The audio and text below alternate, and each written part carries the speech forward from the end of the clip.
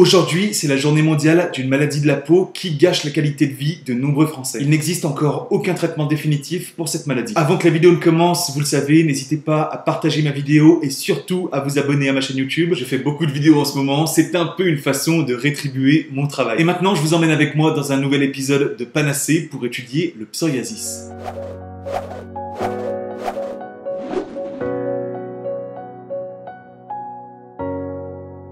Le psoriasis est une maladie chronique de la peau, c'est-à-dire qu'elle dure dans le temps. Le plus souvent, elle est bénigne, mais il existe aussi des formes beaucoup plus sévères. Psoriasis au bon lait de brebis. Avant de vous expliquer tout ça en détail, je vous fais un petit rappel sur la peau. La peau est composée de plusieurs couches. La plus en surface, c'est l'épiderme qui est composé de kératinocytes qui naissent et meurent de façon régulière. Ces kératinocytes qui meurent, c'est un phénomène naturel qu'on appelle la desquamation. On estime environ que la peau se renouvelle entièrement en 30 jours. Lorsque la peau subit une agression, Une menace a été détectée. l'organisme va naturellement augmenter cette desquamation pour se débarrasser de l'agresseur. La base virale VPS a été mise à jour. Par exemple, c'est ce qui arrive quand on prend un coup de soleil, on dit que la peau pèle, c'est en fait de la desquamation. En ce qui concerne le psoriasis, ça va être l'élément déclencheur. L'organisme va détecter ça en fait comme un agresseur Une menace a été détectée. et va se mettre donc à desquamer pour se débarrasser de cet agresseur qui en fait n'existe pas vraiment. Les cellules immunitaires, donc les lymphocytes, etc., vont croire que la peau se fait agresser et donc elles vont déclencher une réaction d'immunité au niveau de la peau. Et donc cette réaction immunitaire va créer une inflammation qui va stimuler la production de kératinocytes. À ce niveau-là, la peau ne se renouvelle plus en 30 jours comme je disais, mais vraiment très rapidement en quelques jours. Et donc la réaction immunitaire va augmenter la production de kératinocytes qui vont se voir à la peau, ils vont s'agglomérer, c'est ce qu'on appelle une hyperkératose. L'inflammation va se traduire au niveau de la peau par l'apparition de plaques rouges avec des traces blanches. Ce sont des kératinocytes qui sont morts et qui se détachent de la peau. Ces lésions peuvent s'accompagner de brûlures ou de démangeaisons. Et bien sûr, le phénomène de démangeaison, de grattage, va augmenter l'apparition de squames et donc de traces blanches. Les plaques sont bien délimitées, plus ou moins rondes, et on observe une sorte de croûte au-dessus. En fait, ce n'est pas du tout une croûte comme on peut le voir quand on a une cicatrice. Ce sont en fait les kératinocytes qui se sont agglomérés. Bien sûr, l'impact esthétique dans le psoriasis est parfois assez mal vécu. Je précise que cette maladie n'est pas contagieuse et qu'après les poussées, on a des phases de rémission où là, les plaques vont régresser et disparaître sans laisser de cicatrices. Les plaques peuvent survenir sur l'ensemble du corps, bien qu'elles restent assez rares au niveau du visage. On les observe en fait surtout au niveau des zones de frottement, les zones de friction, comme par exemple quand on est comme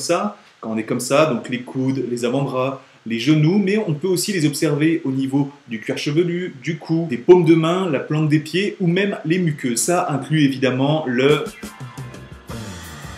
Si. On ne peut pas vraiment prédire l'évolution de la maladie, il y a des phases de poussée, puis de crise, de durée variable, avec entre chaque poussée des durées aussi variables, d'intensité variable, bref, tout est variable, on ne peut vraiment rien prédire. Il peut même s'écouler plusieurs années entre deux poussées. Certains patients auront des petites lésions assez discrètes, quand d'autres patients auront des formes plus sévères, avec des lésions plus étendues, handicapantes et douloureuses, parce que le psoriasis s'accompagne aussi de douleurs au niveau des articulations. On a des cas très sévères où l'hospitalisation est parfois nécessaire. Il existe plusieurs formes de psoriasis, en plaques, en gouttes, numulaires, etc. Le psoriasis en plaques est le plus fréquent, c'est dans 80% des cas. Alors, qui est concerné? Il toucherait aux alentours de 2% de la population française, il n'est pas plus fréquent chez les femmes que chez les hommes, pour une fois. Il peut survenir à n'importe quel âge et est plus fréquent chez les peaux blanches. Je ne suis pas raciste. L'origine de cette maladie est assez mal connue, mais on pense surtout qu'il y a une prédisposition génétique, c'est-à-dire que les gènes de ces patients sont plus susceptibles de développer la maladie, mais ils restent quand même sous l'influence d'autres facteurs pour se développer entièrement, comme par exemple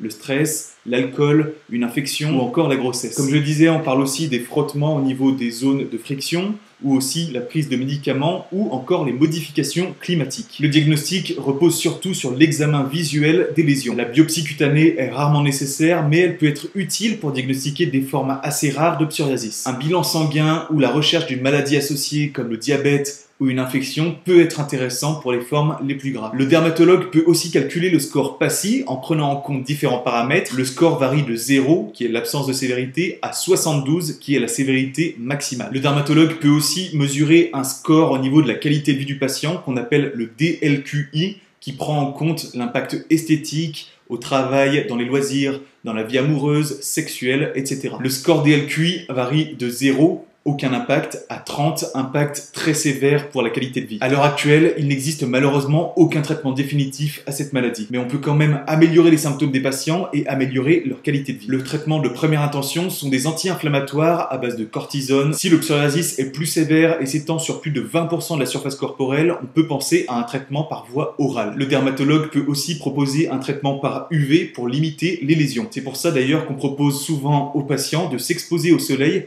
pour améliorer leurs lésions. Si le patient ne répond pas à ces traitements et qu'il a en plus de grosses douleurs au niveau des articulations, le seul traitement est l'injection d'anticorps monoclonaux qui vont empêcher la survenue de l'inflammation. Les patients attendent encore donc beaucoup de la recherche. On peut conseiller aussi aux patients de faire attention à leur peau en leur conseillant par exemple du lait hydratant, du savon sur gras, faire attention à l'irritation des vêtements, etc. C'est la fin de cette vidéo, j'espère vraiment que ça vous a plu. N'hésitez pas à me dire ce que vous en avez pensé en commentaire.